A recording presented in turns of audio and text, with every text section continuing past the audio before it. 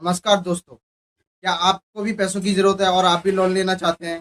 Loan के लिए इधर-उधर भागकर थक गए हैं, परेशान हो गए हैं और आपको लोन नहीं मिल रहा है, तो अब आपको टेंशन लेने की ज़रूरत नहीं है क्योंकि हमारे प्रधानमंत्री की तरफ से एक स्कीम चलाई गई है, जिस स्कीम के तहत अगर आप लोन लेते हैं, तो आपको उसमें बहुत सारे फ़ायदे होने वाले हैं।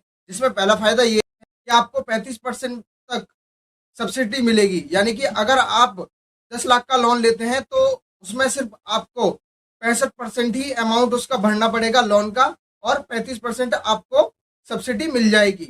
और दूसरा फायदा ये है कि यहाँ पे जो रेट ऑफ इंटरेस्ट होने वाला है वो काफी ज्यादा कम होने वाला है। यानी कि जो भी हमारा ब्याज दर है वो बहुत ही ज्यादा कम होने वाला है। तो इसमें हमारे लिए फायदे ही फायदे हैं।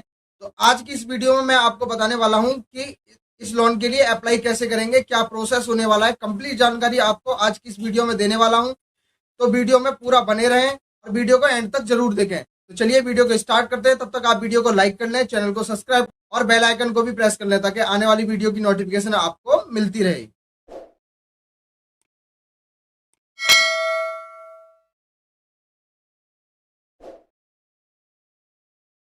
वीडियो के डिस्क्रिप्शन में मैंने लिंक दिया हुआ है। लिंक पर क्लिक करके आप prime minister employment generation programme वाले पेज पर आ जाएंगे।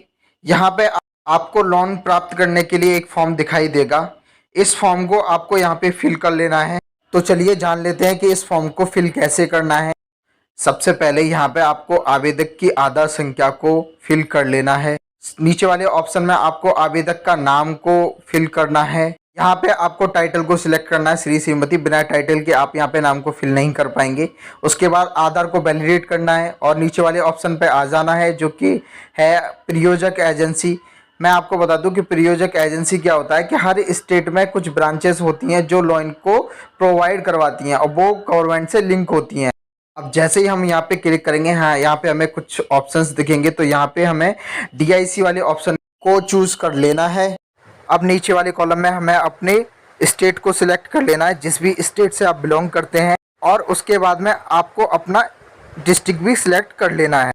अब आपको आपके ज़िले में जितने भी DIC सेंटर होंगे वो उनकी डिटेल्स आपको यहाँ पे दिख जाएगी। तो DIC की फुल फॉर्म है डिस्ट्रिक्ट इंडस्ट्रीज सेंटर। तो यहाँ पे आपको अपने सुविधा के अनुसार DIC को सिलेक्ट कर लेना है जहाँ से आपको लोन को प्रोवाइड किया जाएगा।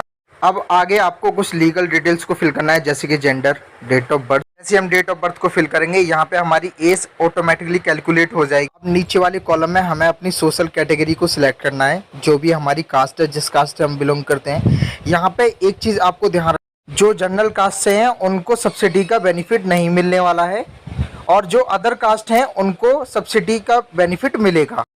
अब यहाँ पे आपको अपनी शैक्षिक योग्यता को सिलेक्ट कर लेना है। जितनी भी पढ़ाई आपने की हो उसको आपको यहाँ पे सिलेक्ट कर लेना है। अब आगे आपको अपने कम्युनिकेशन एड्रेस को फिल कर लेना है।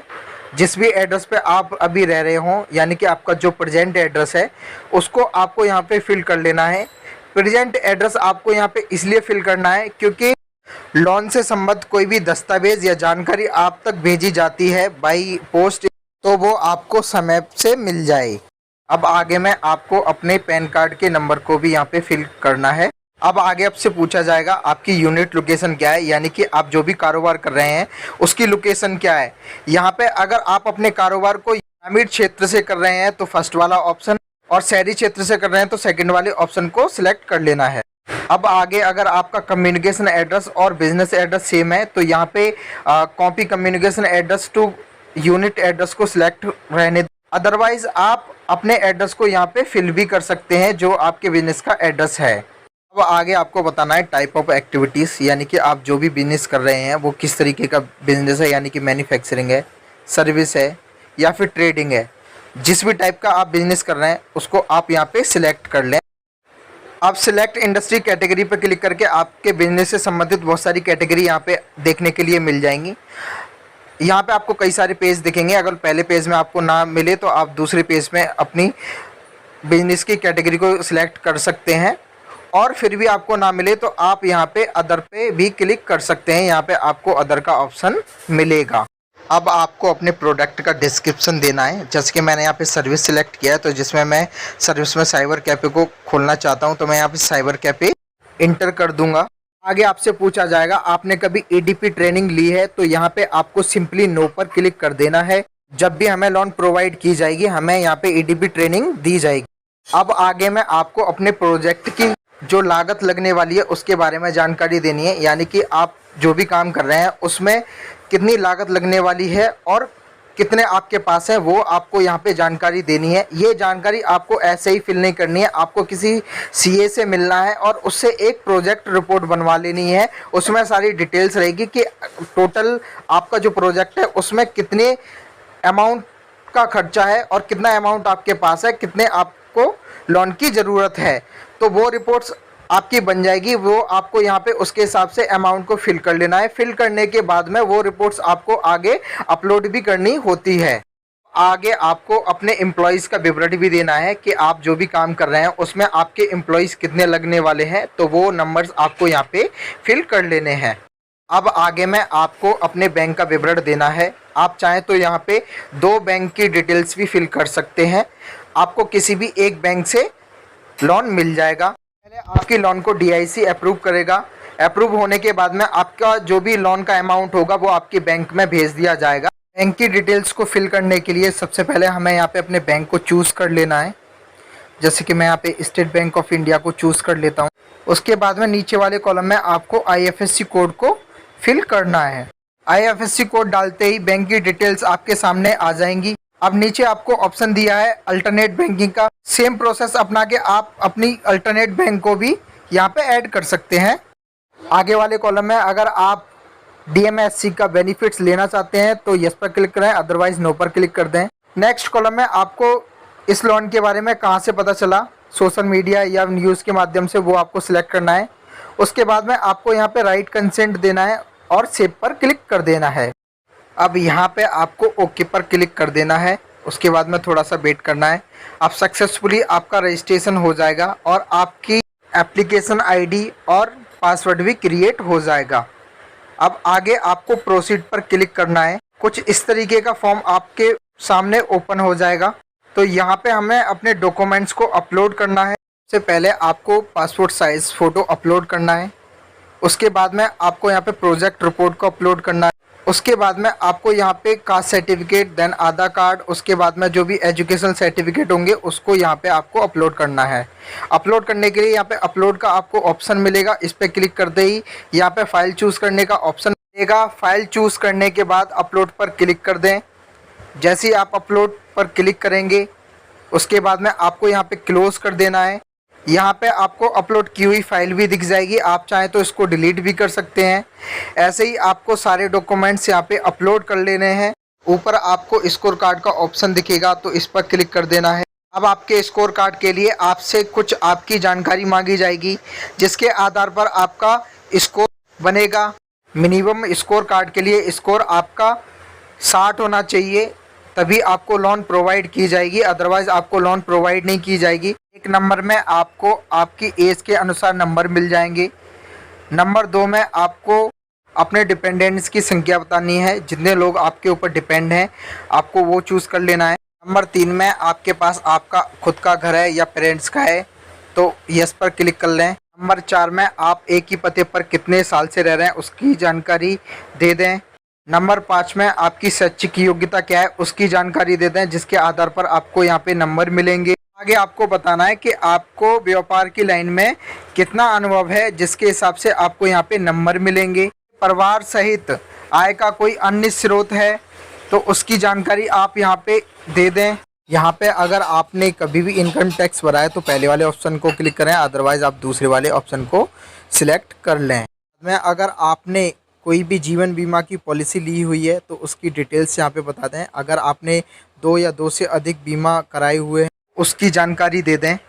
अब 10 नंबर में आपको आपने जो भी बैंक चुनी हुई है लोन के लिए उस बैंक के साथ में आपके रिलेशनशिप क्या है उसके बारे में बताना है। अगर आप उस बैंक के लिए न्यू कस्टमर है तो न्यू पर क्लिक कर लें। अगर आपका उस बैंक में पहले से ही खाता खुला हुआ है तो दूसरे वाले ऑप्शन को क्लिक कर लें। दूसरे वाले ऑप्शन को क्लिक करेंगे तो यहाँ पे कुछ जानकारी मांगी जाएगी कि आपने अकाउंट कब खुलवाया, तो वो यहाँ पे डेट को सिलेक्ट करना है जिस भी डेट में आपने बैंक में अकाउंट ओपन कराया है। उसके बाद में आपको बताना है कि बैंक के साथ में आपकी क्रेडिट हिस्ट्री क्या है। अगर बहुत अच्छी है तो वेरी गुड पर क्लिक करें, जिसके लिए आपको 5 नंबर मिलेंगे। उसके बाद में आप जिस भी लोकेशन पर अपना बिजनेस स्टार्ट कर रहे हैं वहाँ पे आपके बिजनेस से रिलेटेड चीज़ें आसानी से मिल जाती हैं, जैसे कि रॉ मटेरियल, लेबर आदि। तो यस पर क्लिक करें। उसके बाद में आपने स्किल लेवल कोई सर्टिफिकेशन कोर्स किया है, जैसे कि कंप्यूटर कोर्स वगैरह, तो आप यस पर क्लिक करें, अदरवाइज़ आप नो पर भी क्लिक कर सकते हैं। आगे आपसे पूछा जाता है कि आप मार्केटिंग अप्स करके अपने प्रोडक्ट की सेल करना चाहते हैं, यदि हाँ तो उसके लिए आप यस पर क्लिक कर लें। पूछा जाता है कि आपने बिजनेस से रिलेटेड जीएसटी या कोई भी लाइसेंस लिया हुआ है, अगर आपने लिया है तो आप यस पर क्लिक कर लें, अदरवाइज नो पर क्लिक कर लें। बाद में आपसे पूछा जाता है कि आपने जो भी लोन लिया है उसका पीरियड आप क्या रखना चाहते हैं, यानी कि आप कितने साल में लोन का भुगतान करना चाहते हैं, ये जानकारी आपको यहाँ पे दे देनी है। आपसे पूछा जाता है आपके बिजनेस में लगने वाले कर्मचारियों की संख्या कितनी है, ये जानकारी आप दे दें। 19 नंबर पर एवरेज DSCR है, इसकी जानकारी आपको अपने अनुसार दे देनी है। से सिक्योरिटी के बारे में पूछा जाएगा, यहाँ पे आप अपने अनुसार सिक्योरिटी बढ़ सकते हैं। अगर आप कम से कम लोन भरना चाहते हैं तो लेस देन 50% पर क्लिक कर लें। उसके बाद में आपको यहाँ पे राइट कंसेंट देना है।